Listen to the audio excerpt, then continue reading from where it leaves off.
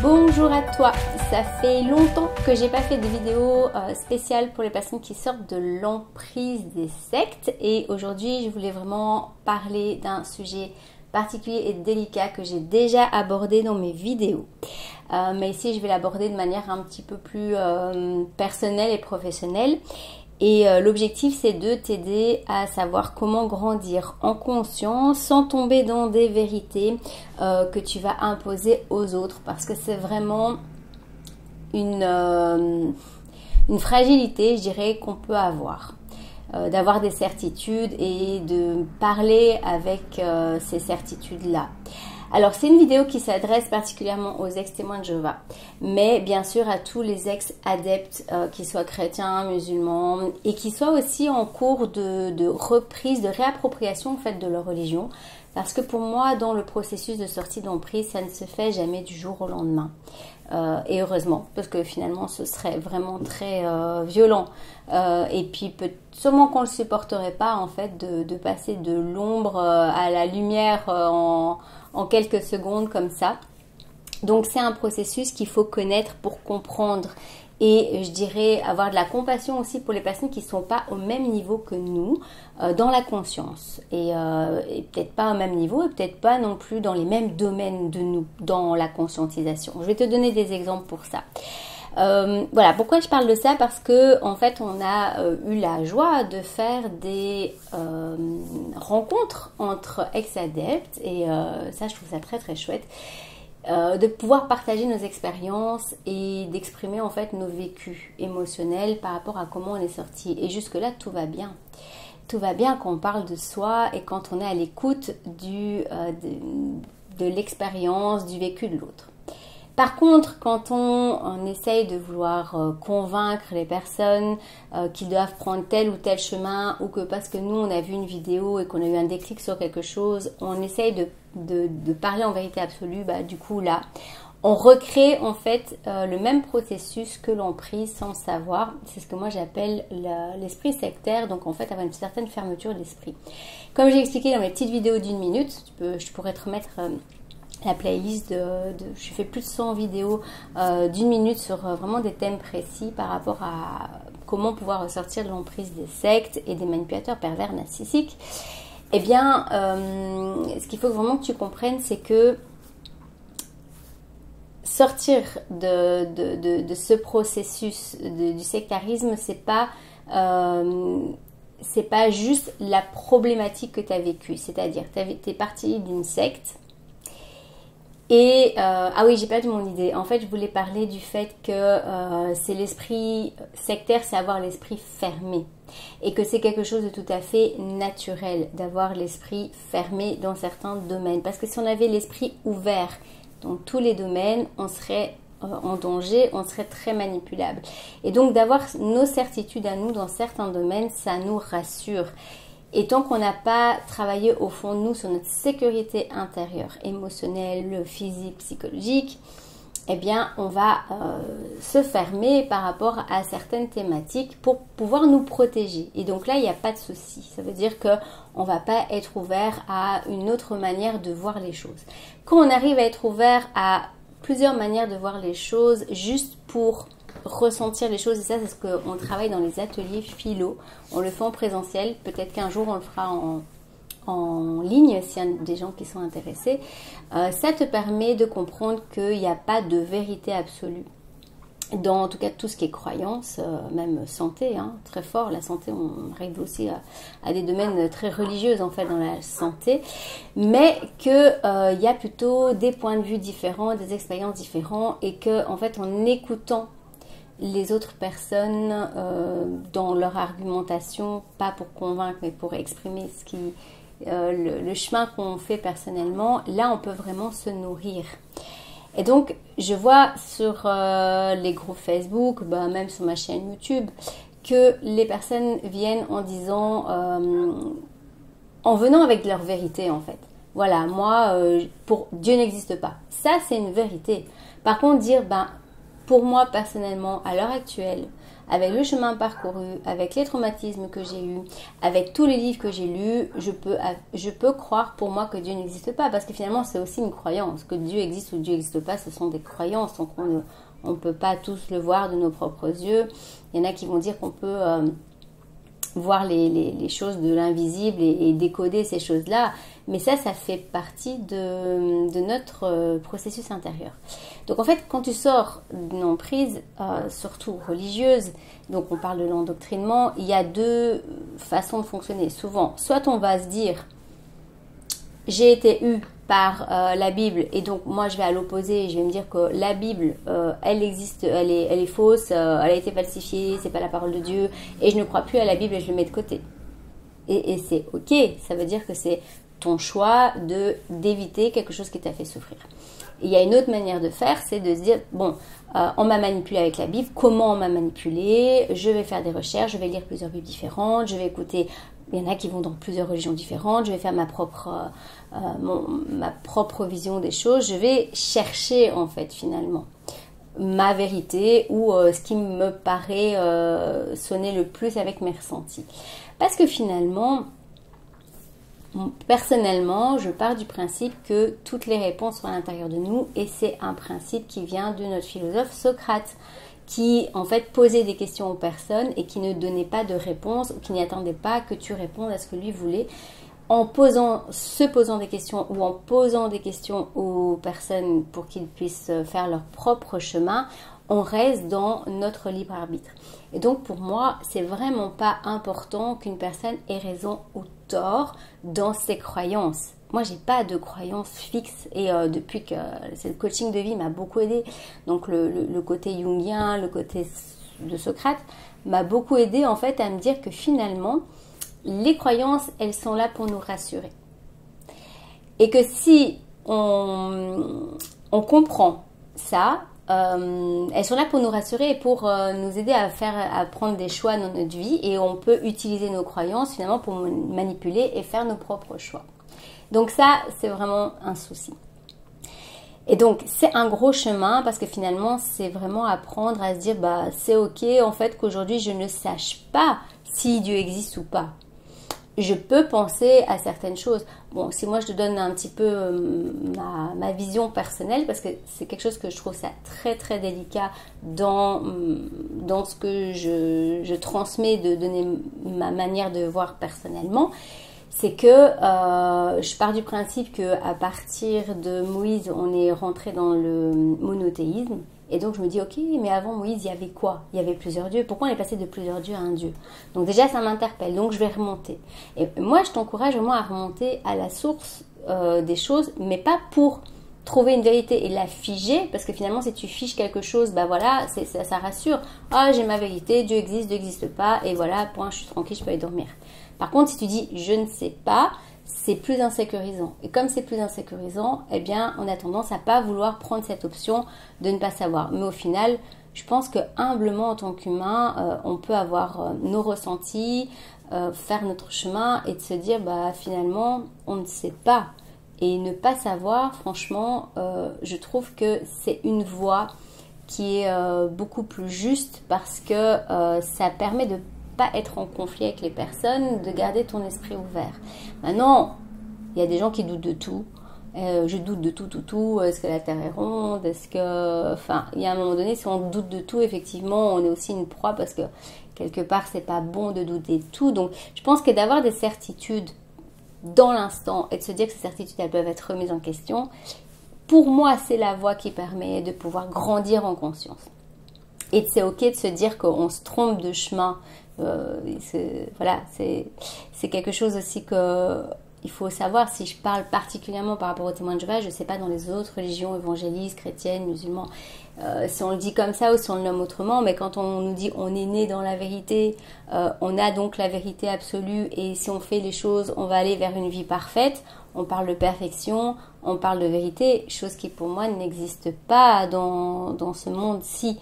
Donc si on sort de ça, on dit, ben voilà, notre objectif c'est de pouvoir juste faire ce chemin de découverte, d'être un explorateur, d'être un expérimentateur.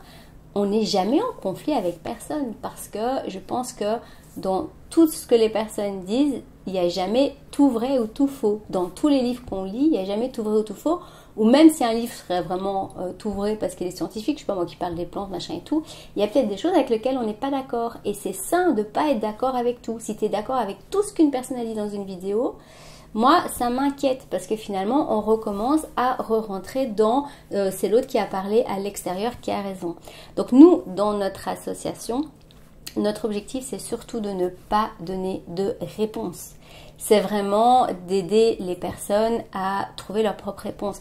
Quand j'ai des personnes, j'ai de plus en plus de personnes en consultation qui sont des musulmanes, qui sont voilées et qui ont un esprit critique, des fois beaucoup plus intéressant, beaucoup plus pertinent que des personnes qui n'ont peut-être jamais été dans des religions ou qui sont plus voilées mais qui n'ont rien compris à pourquoi ils ont sorti. Il y a des personnes qui vont sortir de l'islam de manière hyper intuitive aussi, ou de témoins de Jéhovah, et qui se disent, bah voilà, moi je laisse ça de côté et je vis ma vie. Pourquoi s'il n'y a pas besoin de déconstruire quelque chose et que à ce moment-là ça lui convient, c'est ok. Il y a vraiment, chaque personne est unique, chaque croyance devrait être unique aussi pour moi. Par exemple, en ce moment, pour te parler de quelque chose de plus personnel, dans le travail que je fais en constellation familiale et systémique, qui a été mis en place par un prêtre allemand aussi. Donc, quelque part, pourtant, il n'y a pas tellement je trouve pas qu'il y a beaucoup de connotations religieuses, mais il y a quand même une influence qui est là. Il a parlé des grandes lois universelles qu'il a décodées par l'expérience qu'il a eue, par l'observation en fait du système. Donc, je parle de Bert Hellinger. Eh bien, dans les constellations familiales et systémiques, il n'y a pas de jugement et il n'y a pas de vérité. Et en fait, c'est juste, il y a la personne qui vient, qui a un problème, on remet de l'ordre dans son système en respectant les lois universelles, elle part, elle va mieux émotionnellement. Pour moi, ça c'est le mieux. Et d'ailleurs, au niveau émotionnel, moi je travaille toujours avec tout ce que toi tu as vécu, c'est ta propre vérité. Donc en fait, si on travaillerait notre émotionnel, notre bien vivre ensemble par le respect du fait que chacun grandit dans le domaine qui lui est propre à sa manière, en fait, juste d'avoir de l'amour inconditionnel, c'est vrai que c'est quelque chose, car pour moi, le message de Jésus, c'est de Bouddha, de tout ce qu'on veut, c'est vraiment d'aller vers le fait de développer l'amour inconditionnel. Dans l'amour inconditionnel, pour moi, c'est pas quelque chose que je vais me dire, je vais partir de la terre et je vais l'acquérir. Je pense que c'est quelque chose qui s'apprend tous les jours. Et pour moi, l'amour inconditionnel, c'est vraiment apprendre à prendre l'autre comme il est, sans condition de ses croyances, même de ses comportements. Ça ne veut pas dire tout accepter, mais au contraire, c'est aussi poser ses limites, l'amour inconditionnel. Donc je pense que si quelqu'un me dit, moi dans la Bible, je trouve que l'Ancien Testament c'est cruel, machin, et c'est clair, c'est Dieu Jéhovah, c'est Dieu des Juifs, pour moi, il prend le Nouveau Testament, il me dit, waouh, j'ai été touchée par les paroles de Jésus et j'ai vraiment envie de mettre ça en application dans ma vie. Et quand je mets ça en application dans ma vie, je me sens mieux. Magnifique, le texte sacré, là, si ça lui a fait du bien, c'est génial. Donc, je pense que vraiment, si on part dans des grands principes que ce qui est juste pour soi, c'est juste pour soi, dans l'instant présent, on n'est jamais en conflit avec l'autre. Alors, un petit truc pour moi, quand tu débats, parce que débattre, c'est déjà se battre avec. Moi, j'aime pas trop ce mot-là, mais quand tu discutes avec les personnes, en atelier philo, en conversation en présentiel, sur les réseaux sociaux. Si tu apprends à communiquer de manière assertive, c'est-à-dire de prendre ta responsabilité de dire « Pour moi, Dieu n'existe pas. Pour moi, Dieu existe. Pour moi, la Bible, c'est pas la parole de Dieu. » Déjà, c'est un grand pas au niveau de l'entente qu'on peut avoir. Parce qu'en fait, quand on parle par rapport à soi, de soi, on n'engage que soi et on ne donne pas l'impression à l'autre d'imposer notre vérité.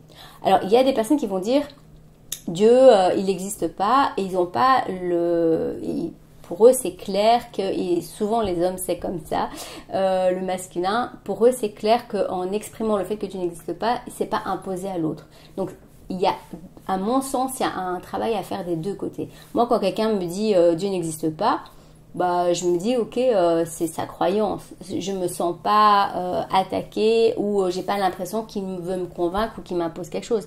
Et même quelqu'un qui essaie de me convaincre, moi, ça marche pas parce que j'ai travaillé sur mon processus de comprendre comment j'en arrive à quelque chose.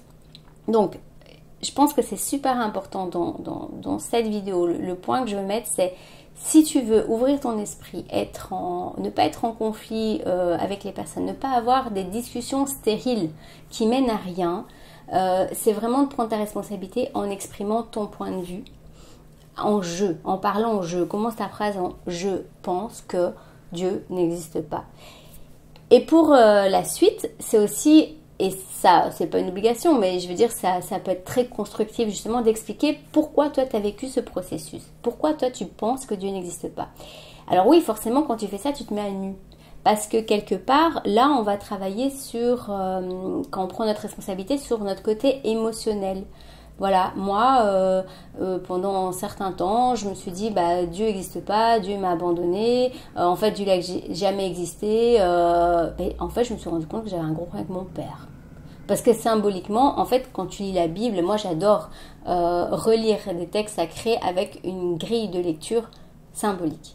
Comme quand tu lis la mythologie grecque. Voilà, mais pour moi, on peut lire la Bible de manière très littérale, historique. On peut la lire avec un côté plus spirituel. Tu peux la lire avec un côté qu'est-ce que ça va m'apporter à moi. Tu peux la lire avec qu'est-ce que ça va apporter aux autres. Tu peux la lire avec tiens, quelle est la métaphore qui est derrière. Il y a, pour moi, que ce soit la Bible ou d'autres textes ou même des livres, Le Petit Prince ou d'autres choses, il y a plein de choses que tu peux comprendre avec une nouvelle conscience. À chaque fois que tu as grandi, que tu relis un livre et que tu te mets en mode de le comprendre de manière métaphorique, avec les symboles et ces choses-là, tu vas comprendre complètement différemment. Et ça va travailler sur d'autres niveaux d'inconscience, dans ton inconscient et de conscience. Voilà, ça c'est ma manière de voir les choses. Maintenant, quand tu t'exprimes, parce que c'est ça l'objectif un peu de ma vidéo, c'est je trouve ça triste quand il y a des personnes qui sont en conflit, alors que finalement on est tous en train de se dire on est sorti de l'emprise. Il y en a d'autres qui sont toujours sous emprise, qui sont retombés dans d'autres emprises. Moi je suis retombée dans plein d'autres emprises après être sortie, et moi je vois, ça fait partie du processus, et c'est là où on peut avoir la compassion de dire ok, moi je ressens qu'il y a des personnes qui sont sous l'emprise un petit peu de c'est le dernier qui a parlé qui a raison, ou c'est celui, et ça c'est les biais cognitifs, il n'y a rien à faire, on les a tous, de se dire voilà, il y a une personne qui va dans mon sens ou qui va à contresens de la secte où je suis sortie, donc il a raison. Donc quand on veut dépioter les choses, il y a plein de questions à se poser. Et je t'assure qu'au plus tu te poses des questions, au plus tu as des questions à te poser. Et c'est ça en fait, développer l'esprit critique. Et donc ça peut faire peur de pas stabiliser sur quelque chose de bien précis. Voilà, et donc pour conclure, eh bien, dans ta communication, en plus de parler en jeu, de prendre ta responsabilité, de te dévoiler, donc te mettre un petit peu à nu émotionnellement, c'est aussi de dire mais qu'est-ce qui t'a permis d'en arriver là? C'est quoi le socle en fait de ta croyance? Moi, quand j'ai des personnes qui me disent Dieu n'existe pas parce que j'estime que la Bible c'est pas la parole de Dieu, ouais, mais alors pour toi, Dieu c'est connecté à la Bible, ça veut dire que si maintenant des personnes ont voulu écrire à la place de Dieu, bah c'est très réducteur en fait comme positionnement. Donc je pense que c'est des questions qui sont super complexes et qu'on va peut-être se poser toute notre vie et qu'on n'aura peut-être jamais de réponse. Et donc je pense que c'est intéressant d'avoir temporairement ses propres réponses, et que si ça reste temporaire, tu vas pouvoir justement évoluer en conscience. Alors que si tu restes figé sur quelque chose, moi personnellement je vois quelqu'un qui a besoin de sécurité, et c'est pas à mettre à la poubelle, c'est important juste de le conscientiser. Ok, moi il y a, voilà, pour donner un exemple personnel, donc dans les constellations, il y a des personnes qui font des constellations plus connectées avec les vies antérieures. Donc soit dit en passant, si on croit aux vies antérieures, logiquement on croit à la réincarnation. Donc moi j'ai vécu quelques constellations avec les vies antérieures, et puis à chaque fois que je m'intéressais à ça, moi ça, la mayonnaise elle prenait pas, autant dans mes livres j'avais acheté des jeux de cartes sur les vies antérieures et moi ça accrochait pas. Et pourtant j'ai vécu des constellations avec des vies antérieures, et je suis restée dans une position neutre, et je me dis voilà, qu'est-ce qui est en train de se jouer, ça aide la personne, ça la libère, donc il y a quelque chose qui est juste. Maintenant, peut-être que dans l'interprétation, peut-être que dans le mot vie antérieure, c'est pas juste. Peut-être que vie antérieure, ça peut être aussi un autre passage de ta vie. Ça peut être aussi du transgénérationnel, mais qu'on croit que c'est une vie antérieure. Ça peut être aussi dans l'inconscient collectif, une énergie qu'on a chopée. Et ça peut aussi être une vie antérieure. Je ne sais pas. J'ai 2 personnes qui m'ont dit que les problèmes que je vivais, il y en aurait où ce serait des vies antérieures. En vrai, si c'est vrai, ok. Si c'est faux, ok. Moi, du moment qu'on travaille quelque chose et qu'après je me sens mieux, moi le résultat il est là. Et donc j'ai vraiment, et je t'encourage à vivre ça, j'ai vraiment appris à ne plus m'obliger à avoir une réponse à quelque chose qui me dépasse. Et curieusement, en fait, en faisant ça, de plus en plus, il y a des réponses subtilement qui arrivent, mais ce sont des réponses qui ne m'appartiennent.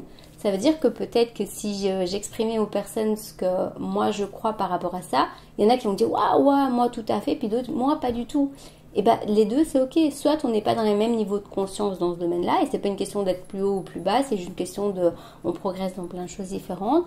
Soit je me plante ou elle se plante, ou on se plante tous les deux, et ok, mais c'est super constructif en tout cas de pouvoir échanger avec des personnes. Et moi j'ai appris que dans des croyances des gens, et je vais dire même avec des musulmans, hein, j'ai appris des histoires, bon j'appelle ça des histoires comme des contes, hein, dans certains passages que les musulmans ont qui sont vraiment d'une super belle valeur. Bon, je me rappelle plus c'était quoi, peut-être que je regarde, mais je pense qu'une fois que l'humain est touché par quelque chose et se réapproprie les choses et te le transmet avec ce que lui a eu comme transformation, ça change tout parce que là on est dans l'humain. Voilà, donc je trouve ça dommage qu'on revienne dans les mêmes problématiques avant de moi j'ai tort, toi t'as raison, ou l'inverse, toi t'as tort et moi j'ai raison. Si on partait du principe que personne n'a raison et que personne n'a totalement tort, je pense qu'on évoluerait beaucoup plus en conscience. En tout cas, c'est ce que moi je vis avec les personnes autour de moi. C'est vraiment le respect de l'évolution. J'ai même eu des grands désaccords avec des personnes qui m'ont fait revivre des blessures de vie. Et j'ai des personnes de mon entourage qui m'ont écouté râler sur la personne. Et je savais qu'il y avait des trucs que j'avais raison ou tort. Mais le fait d'avoir une écoute sans jugement, ça m'a permis de moi faire mon propre chemin. Je n'ai pas reçu de conseils. Vraiment le côté neutralité, je t'assure que c'est une force incroyable. Donc moi je t'encourage vraiment à prendre les croyances comme elles sont. C'est quand même le mot qui est derrière, ce sont des croyances. C'est pas des vérités. Il y a tellement peu de vérités sur Terre finalement et tellement beaucoup à la fois. Voilà. J'ai envie de clôturer cette vidéo là-dessus, mais vraiment je t'encourage à sortir du débat. Et vraiment être dans une communication qui n'engage que toi et qui laisse la porte ouverte à l'ouverture de ton cœur pour pouvoir apprendre de l'autre tout en te protégeant de la manipulation, c'est-à-dire prendre ce qui vient comme des informations, parce que finalement tout ce qui est autour de nous c'est des informations. Et si tu prends ce que les autres disent comme des informations, comme leur vérité, tu vas voir que tes relations humaines, elles vont changer énormément. Et ta conscience aussi, elle va changer. Et voilà, il faut déconstruire tout ce qu'on a appris, que ce soit à l'école, que ce soit dans les sectes, que ce soit dans le professionnel, tout ça, vraiment être ouvert dans notre esprit, bien sûr, en se protégeant de la manipulation. La manipulation, c'est te faire faire des choses en te faisant penser des choses, en te faisant ressentir des choses. Et donc je pense que quand des personnes disent des choses qui te font ressentir des émotions, c'est peut-être là qu'il faut aller creuser en fait. Qu'est-ce que cette émotion elle vient te dire de toi, de ton passé, comment tu peux guérir de cette émotion, parce que finalement c'est ça. Tout est dans l'émotionnel, pour moi en tout cas, dans tout ce que je travaille, dans tout ce que je fais. Pour moi tout ce qu'on vit dans notre vie, nos croyances, tout, nos problèmes familiaux, tout ça vient vraiment de notre émotionnel. Voilà. Eh ben, sur ce, je te souhaite une bonne journée et j'espère continuer à pouvoir pas débattre, mais discuter avec toi et que quand j'exprime des choses, bien pour toi, ça ne soit pas des vérités, mais un point de vue. Et moi, je suis ouverte à ton point de vue aussi, là où tu en es et comme tu es. Voilà. Reste toi et c'est très bien. À tout bientôt.